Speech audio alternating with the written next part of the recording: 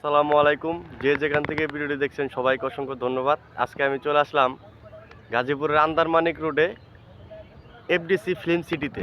এখানে তো ছোট বড় প্রায় 400টির বেশি খেজুরের গাছ রয়েছে। এখানে আমি আপনাদের একটু দেখাই।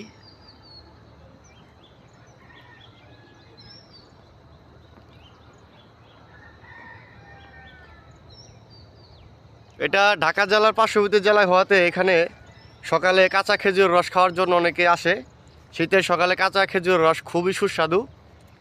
তো আজকে এখানে আসার মূল উদ্দেশ্য খেজুরের গাছ অথবা খেজুর রস দেখানো না, আপনাদের জন্য একটি সতর্ক বার্তা নিয়ে আসছি। সেটা হচ্ছে বাংলাদেশে রিসেন্টলি একটি ভাইরাস শনাক্ত করা হয়েছে, সেটা হইতেছে ব্যাকটেরিয়া ভাইরাস। এই ভাইরাসটি খুবই বিপজ্জনক এবং মানবদেহের জন্য ক্ষতিকারক।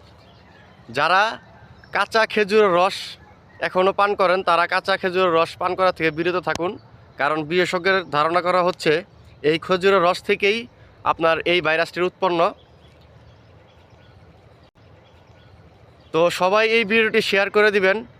সতর্ক থাকবেন, সুস্থ থাকবেন, ভালো থাকবেন।